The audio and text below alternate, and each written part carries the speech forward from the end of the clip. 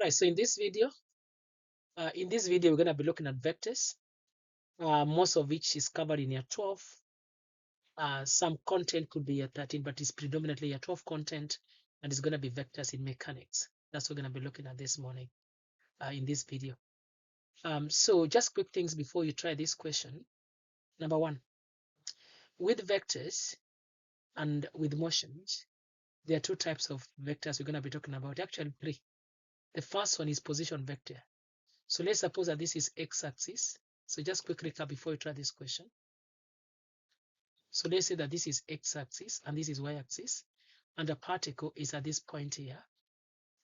So let's pretend this is 5 across, and then this one here is like 4 across. Okay, so the position vector of this with the reference to the origin 0, 0 is 5i plus 3j. This is the position vector of this thing, and it's normally denoted with r. Okay, so sometimes it's r naught, the initial position vector r naught. That's going to be 5i plus 3j. This is where it is. 5i, sorry, and 3j. This is where it is, position vector. The other thing is also what you call velocity vector.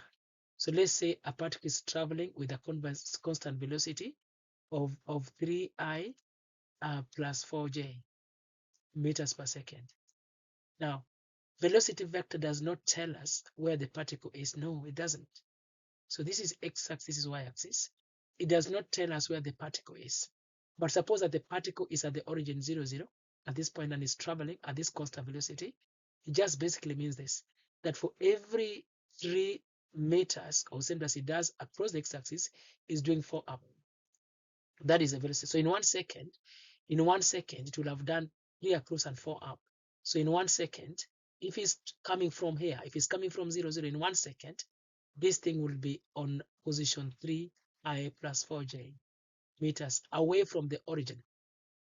But this is telling us the velocity. Velocity gives us an element of the direction. So if I wanted to know the bearing of this, I will work out this angle using SOHCAHTOA. That's going to be theta. I can work out that angle using SOHCAHTOA. So this is 3 across and this is 4 up. I can use SOHCAHTOA to find out this angle. Once I've found that angle, I take away from 90 to give me the bearing, because the bearing is measured from 0 degrees. So velocity vector is what you need to work out the direction. Position vector does not tell you the direction. It tells you where the particle is. It is only velocity vector that tells you where the particle, which direction the particle is going. So with the velocity of 3i plus 4j, it doesn't mean that the particle was coming from there. It doesn't mean that. The particle could be at this point in time. And what that means that if the velocity is 3i 4j, it means that for every 3 is traveling across, is moving 4 up. So this is the direction. This is the direction. Okay, we can find that it and so on. So velocity vector does not tell us where it is. It only tells us how quickly it's moving and the direction. Then there is something called the acceleration. The acceleration vector usually is a constant for year 12 content. So let's say that it is 3i minus 4j. This is acceleration, meters per square second. Now what this means is that every single second, the speed is changing by 3i, 4j. Every single second is going up by that. So the acceleration vector does not tell us where the particle is. It does not tell us the direction at all. No, it doesn't. All right. So with that, and just with that, I would like you now to try question 2. And then we're going to run through it. So try question, pause the video and try question 2 yourself. Pause the video and try question 2. Okay, so I hope that you pause the video and try question 2. Now let's run through it. A particle P is moving at a constant velocity, 2i minus 3j. Again, we don't know where this particle is. We just know the velocity. Now with the velocity being 2i minus 3j meters per square second, if you want to find the speed, we're going to need to find the magnitude of this.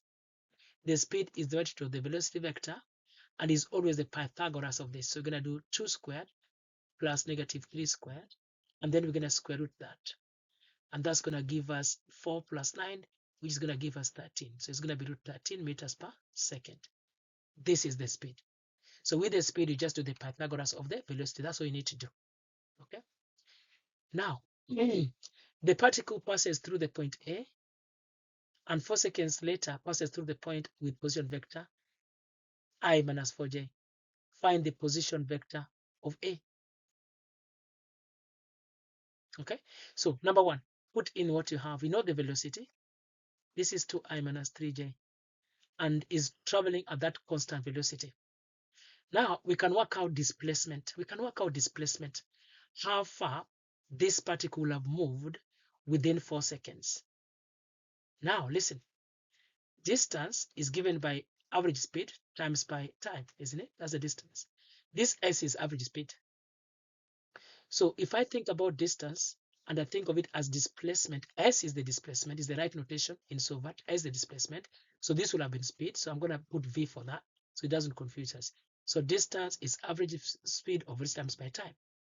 Displacement, in this case, we're going to work it because I'm talking about velocity. So I will have put that as speed. So distance is speed times by t.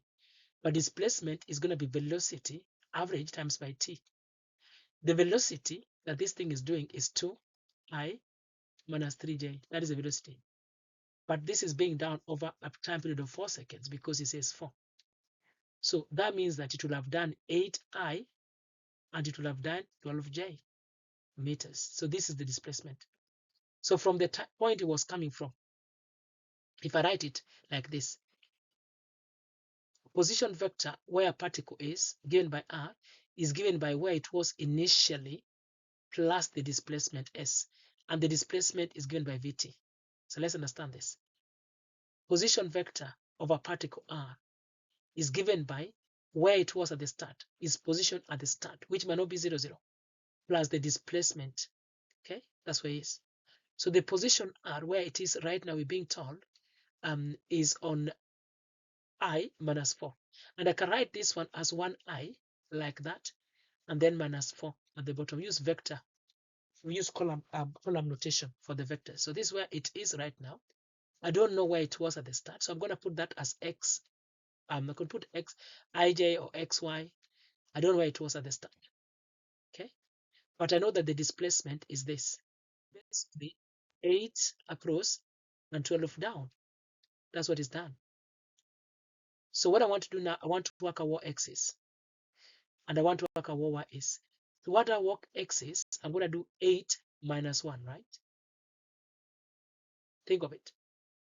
So think of x plus 8 is equals to 1. I can follow that. So x plus 8 is equals 1. So x is going to be equals to negative 7.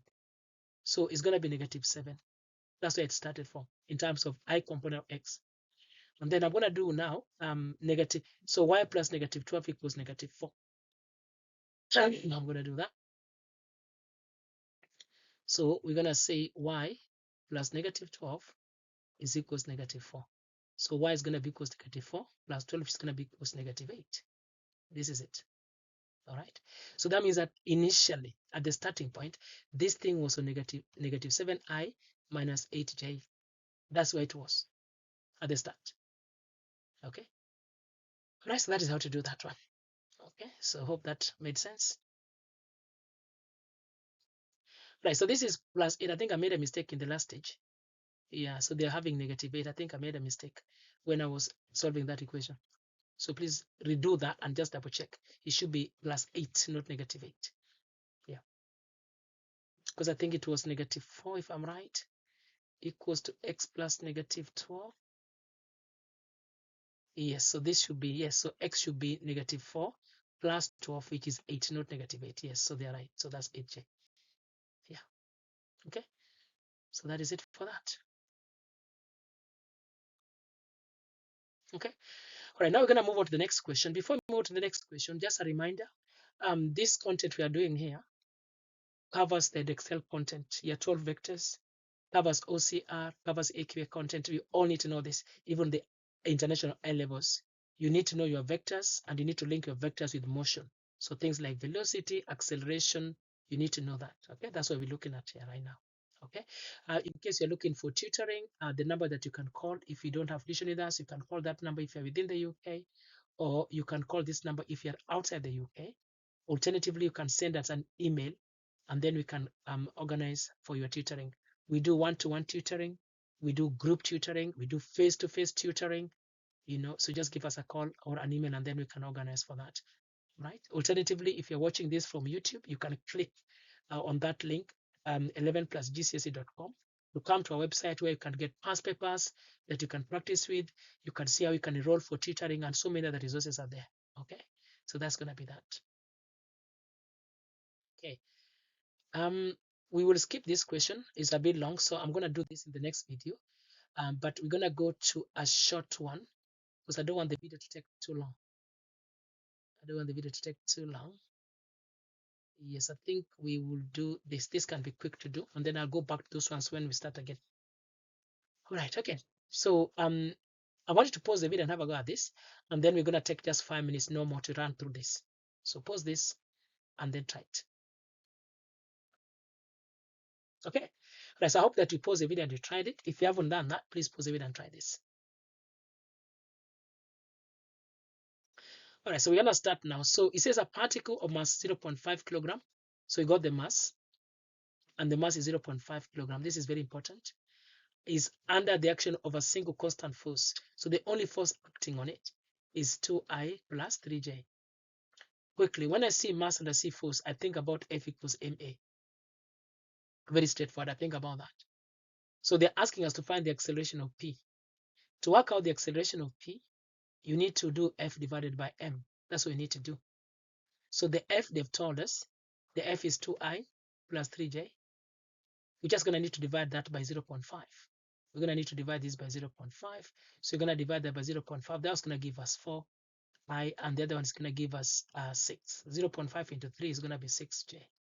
Okay, and it is acceleration, so it's going to be meters per square second. So that's it.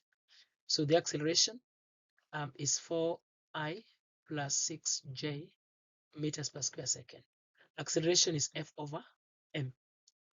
Okay, now at time t seconds, P has a velocity v. When t is 0, v is that. Find the speed of P when t is blah, blah, blah.